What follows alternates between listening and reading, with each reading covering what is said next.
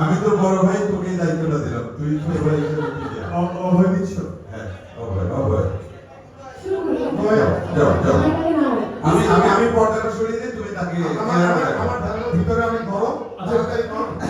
ঠেল দিছে কেন? আমি ভিতরে ঢুকবো নাকি? যা, যা, যা, তুমি তো যা। নামতেই যাচ্ছ। যা, যা, যা, যা, যা। বিসমিল্লাহ, হ্যাঁ। গান গে, গান গে।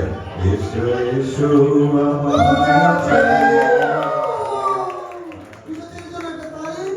আমার মনে হয় যে অনেক কাঙ্ক্ষিত আকাঙ্ক্ষিত আমাদের আজকে সব আর্টিস্টকে একসাথে পাওয়া, এটা আমার জন্য একটা আনন্দের ব্যাপার, যেহেতু আমরা আশীর্বাদ দিতেই আসছি। কাজেই পূজাচেরিকে দল টিমে অভিনন্দন, ওয়েলকাম করবো। আমার কাছে মনে হয় যে আমরা 2 বছর আগে আমরা চঞ্চল ভাইকে ইন্ট্রোডিউস করেছিলাম দমের একজন সদস্য হিসেবে, এবং আপনার নিশোকেও আমরা ইন্ট্রোডিউস করেছি টু দ্য অডিয়েন্সেস অ্যান্ড আমাদের আজকে যে সাংবাদিক ভাইয়েরা আছেন সবার সামনে।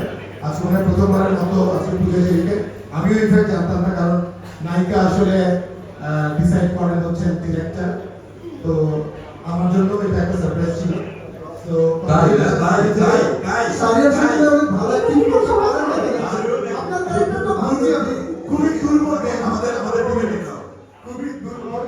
আমি শুনেছি যে যারা আমাদের ডিরেক্টর ছাড়াও যারা প্রভাবশালী নায়ক, যারা নায়করাও এখানে ভূমিকা রাখে, নায়িকাকে দিতে হবে সেই ব্যাপারে। কিন্তু আমরা এই ব্যাপারে প্রফেশনাল। হ্যাঁ, আমরা প্রফেশনালি ডিরেক্টর এবং দুজন অ্যাক্টরের উপর ডিপেন্ড করেছি আমরা।